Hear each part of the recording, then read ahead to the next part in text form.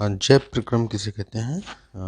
कक्षा 10 विज्ञान पाठ नंबर 6 जैव प्रक्रम का वीडियो नंबर 2। तो इसमें पॉइंट्स बनेगा कि जैव प्रक्रम क्या होता है, ये किसे कहते हैं। तो कल हमने बताया था जैव क्या है, और जैव हैं वो कहते हैं सजीवों को। जितने भी सजीव हैं वो जैव हैं। जो जीव जंतु हैं वो सब जैव के अंतर्गत आते हैं। जैव जीव जंतु पेड़ पौधे क्या है, सब सजीव यानी कि जैव। तो जैवों में क्या क्या क्रियाएं होती हैं, जैव प्रक्रम क्या है। तो सजीवों के अंतर सजीवों में होने वाली सभी क्रियाकलाप सजीवों में होने वाले सभी क्रियाकलाप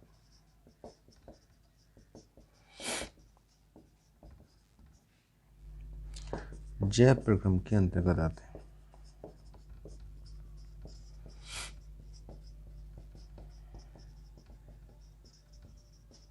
सजीवों में होने वाले सभी क्रियाकलाप से मतलब है जैसे कि सजीवों में होने वाली क्रियाएं, जैसे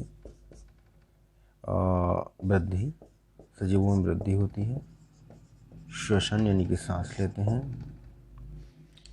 ठीक है। अवशोषण होता है, अवशोषण करते हैं यानी कि उत्सर्जन करते हैं। और पोषण होता है, सजीवों में पोषण होता है यानी खाते पीते हैं कुछ चीज़, जो भी वस्तुएं खाते हैं यानी कि जिससे उसको सजीव को ऊर्जा प्राप्त होती है। श्वसन यानी कि सांस लेना, वृद्धि शरीर की वृद्धि होती है, अवशोषण होता है, पोषण होता है एंड जनन होता है। तो ये क्रियाएं हैं सजीवों की। ये सभी क्रियाएं वृद्धि, श्वसन, अवशोषण, उत्सर्जन, पोषण एंड जनन, तो ये सभी क्रियाएं जैव प्रक्रम के अंतर्गत आती हैं। यानी कि जैव प्रक्रम यानी सजीवों में होने वाली सभी प्रकार की क्रियाकलाप यानी जितने भी क्रियाकलाप सजीवों में होते हैं वो सभी जैव प्रक्रम कहलाते हैं या जैव प्रक्रम के अंतर्गत आते हैं, ठीक है।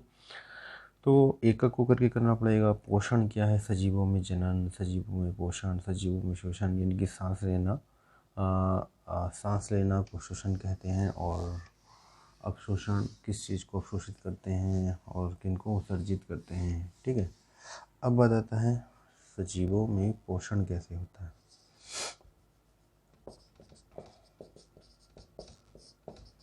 सजीवों में पोषण, ठीक है। सजीवों में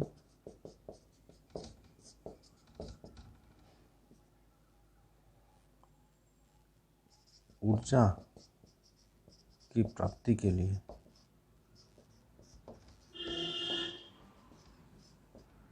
भोजन की आवश्यकता होती है।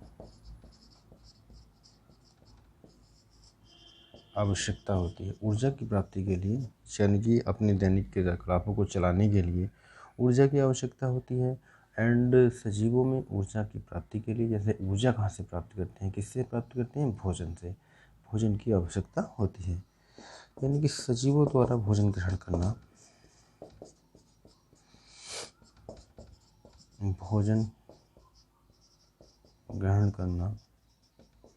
पोषण कहलाता है।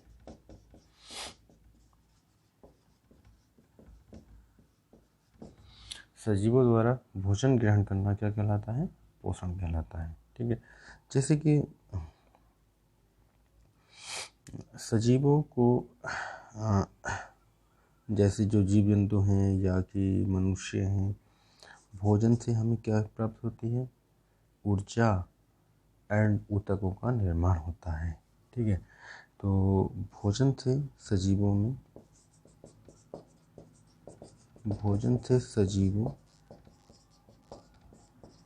को ऊर्जा प्राप्त होती है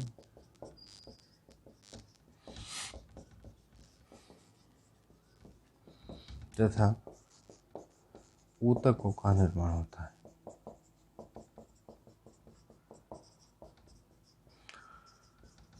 ऊर्जा कोशिका प्रत्येक कोशिका तक पहुंच जाती है, यानी कि जितनी भी शरीर में कोशिकाएं होती हैं, कोशिकाओं तक ऊर्जा का पहुंचना, ठीक है। और ऊतकों का निर्माण होना नहीं, ऊतक होता है कोशिकाओं का समूह, यानी बहुत सारी नई नई कोशिकाओं का निर्माण होना। जब हम भोजन ग्रहण करते हैं तो भोजन ग्रहण करने से भोजन ग्रहण करने की क्रिया को पोषण कहा जाता है। और भोजन से हमें क्या प्राप्त होता है? ऊर्जा प्राप्त होती है और ऊतकों का निर्माण होता है। ऊर्जा से शरीर के सभी क्रियाकलाप संचालित होते हैं एंड ऊतक यानी नई नई कोशिकाओं का निर्माण होना। ऊतक क्या है? पहला पॉइंट आता है, 9th क्लास में पढ़ाया जा चुका है। ऊतक क्या है? एक जैसी कोशिकाओं के समूह को हम ऊतक कहते हैं। कुछ कोशिकाएं जो बहुत सारी कोशिकाएं मिलकर ऊतकों का निर्माण करती हैं, यानी कि कुछ कोशिकाएं अगर एक साथ मिल जाती हैं तो उनके समूह को हम ऊतक कहते हैं। बहुत सारी कोशिकाओं के समूह को ऊतक कहा जाता है। तो भोजन से ऊर्जा प्राप्त होती है एंड ऊतकों का निर्माण होता है। ये तो हो गया भोजन से पोषण। परंतु जो कोशिकाएं किस प्रकार जीवित रहते हैं? तो कोशिकाएं ये तो नहीं कि भोजन प्राप्त हो गया, कोशिकाएं तब भी जिंदा रहेंगी। तो कोशिका को जीवित रहने के लिए किसकी आवश्यकता होती है? श्वसन की। श्वसन। अब बात आता है सजीवों में श्वसन। सजीवों में श्वसन, ठीक है। श्वसन के द्वारा, श्वसन यानी कि सांस लेना। श्वसन क्या कहता है? सजीवों द्वारा सांस लेना।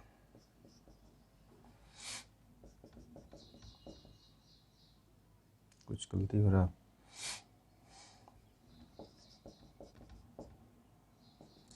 सांस लेने की जो क्रिया है उसे हम श्वसन कहते हैं। तो जो मनुष्य है, जीवधारी हैं ज़्यादातर, और जो जीवधारियां हैं वो क्या लेते हैं? ऑक्सीजन ग्रहण करते हैं। ऑक्सीजन ग्रहण करते हैं और कार्बन डाइऑक्साइड छोड़ते हैं। डाइऑक्साइड छोड़ते हैं, ठीक है। यानी कि कुछ मनुष्य और जीवधारी ऑक्सीजन ग्रहण करेंगे और कार्बन डाइऑक्साइड छोड़ेंगे। परंतु कुछ पेड़ पौधे होते हैं वो कार्बन डाइऑक्साइड ग्रहण करते हैं